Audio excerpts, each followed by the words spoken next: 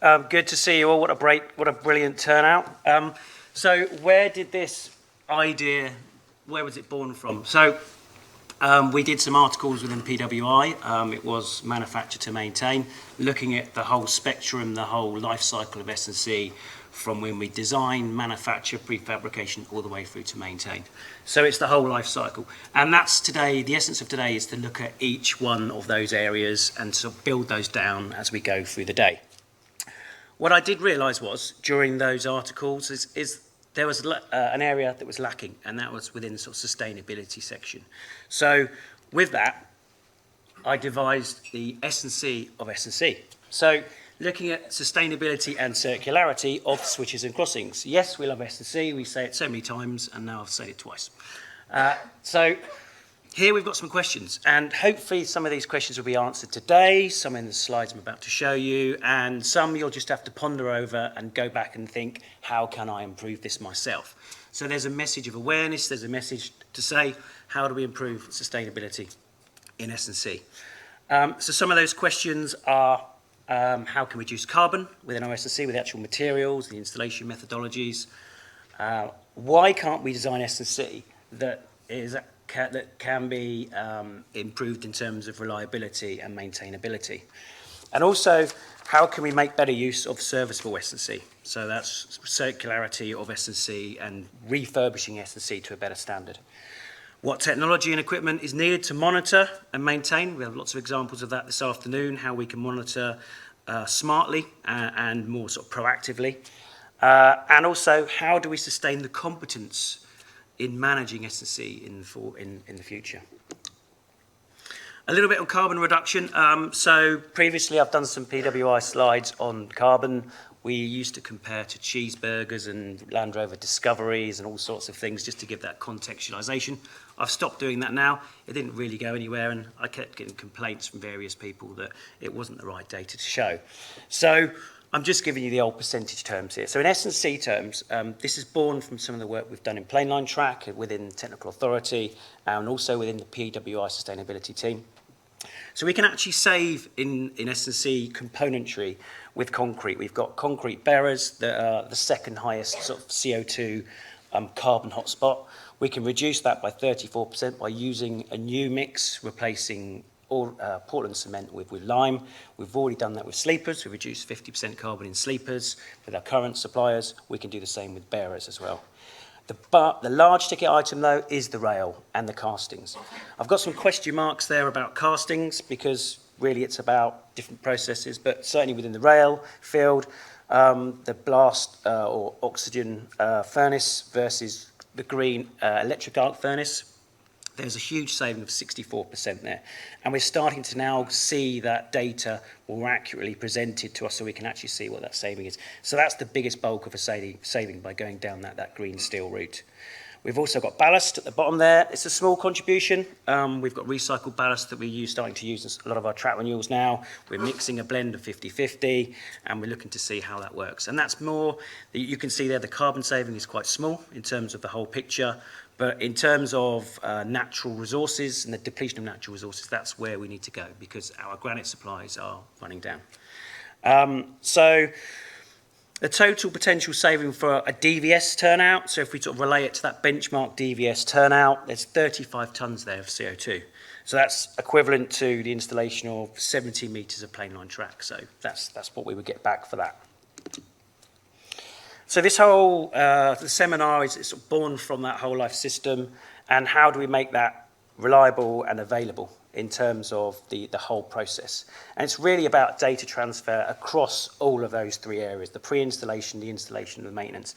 Developing models, whether it's a 3D scan model, whether it's manuals, whether it's the competence schedules that go in towards that, everything we generate right at the start, we need to think how that progresses through from stage to stage. Using the same data, not creating new data, using the same model, building on a digital twin, and then adding those layers as we go down, as it's handed over to the maintainer as a digital twin model with certain other degradation models in place, and then looking at how we apply, or whether it's new technology we need to monitor. So whether it's dynamic geometry or dynamic rail profile measurements through the S&C. There may be some site-specific track behaviour monitoring we need to do. So embedded monitoring systems, crossings and bearers and making them all talk. RFID tags for sort of more accurate positioning recording. And then there's the other assets. So there's the drainage, earthworks, and even OHLE and overheads and third rail traction systems. How can we look at those and monitor those as part of that system?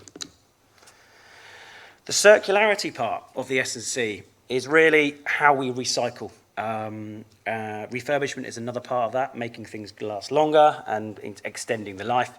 But in terms of recycling, we have a facility at Whitemoor, which is very underused, mainly because of the logistical side of how we get materials in, how we get materials out. So if we can have more localized recycling, if we actually embed that in the process really early on as part of the project scope, that we look at S&C and say, that's only 5 or 10 years old, why can't we reuse it? Let's find a new home for it. And they've all got the benefits of reduced carbon, cost reduction in purchase price. Again, that reduction of depletion of natural resources for iron ore extraction and so on. Better availability in emergencies. If we've got a very good list of all those components that are Whitemoor, if anything was needed. I think the other day we needed a £109 rail section. They had a section which is not available from anyone else, but so they are good for those bespoke items as well. And so that strategic spares could be used in a more better way, in a more sustainable way. So this slide, you'll see this again. I was introduced to this in Intertrack 2, and I thought it just paints a great picture of how we should be monitoring as a whole system, how we should be bringing in the different systems. We rely a lot on RCM, condition monitoring for point machines, but we've also got quite a lot of other areas that we can measure with sensors on bearers.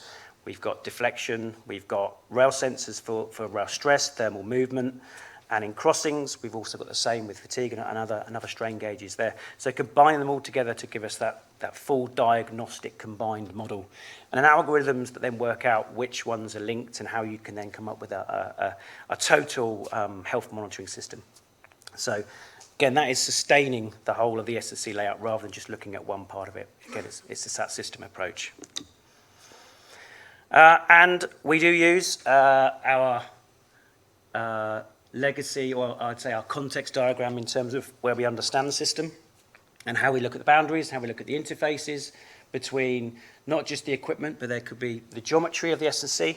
There's the external factors such as the environment, people, the maintainers, the tools, the plant. So all of those items outside of that.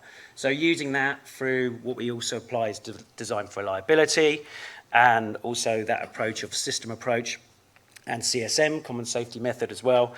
That brings together all of this in a more succinct way, whereas previously we used to design, I'd say, in small silos, small parts, and we didn't think of the whole picture.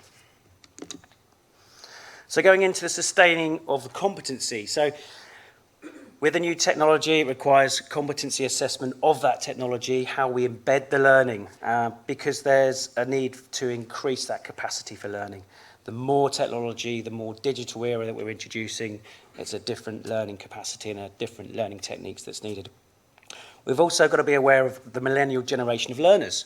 It's a different way of learning and a different way of thinking and processing data and processing information. So we need to align those techniques with how we teach and how we, with S&C, how we create that learning space. Also on the learning and training, we need to understand the whole industry-wide requirements. So across disciplines, civils, track, signals, also OHLE as well. A competence and awareness of all of those disciplines. So we've got a basic knowledge, and also in most cases it could be quite a high level of knowledge to understand the parts they play in the interaction with S&C. And at the moment, we still look at that in a siloed mentality. We need to improve that. And I think some of the courses we do within PWI, where we're stretching out the other disciplines, the interfacing disciplines, where we can start to relay that, overlay that, and start to understand how those systems interact. And then there's developing topic-specific learning material. So this is really to give a more motivational and understanding, and so that the actual information does actually seep in and you do hold that information. So augmented reality is a version of that.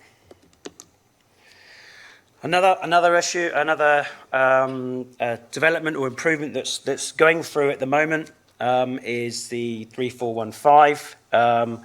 So it's currently with Network Rail, but we need more collaboration with PWI on this. So this is the S&C refurb, and we need to reach out to the PWI and align the two. What's being taught in a refurb courses versus what's in the standard needs to be aligned, and it's quite important. What has happened with the standard, it has been updated from level 3 to level 2. It's now a business process rather than a work instruction, and slightly simplified. But I think that needs to be broken down into the detail for the refurbishment and broken down even further, and to be aligned with what we do in the PWI as well. So that is the end of the slides for me. Hopefully you can see how this is all going to knit together. And now I'm going to hand over to Charisma to present our next speaker. Thank you very much.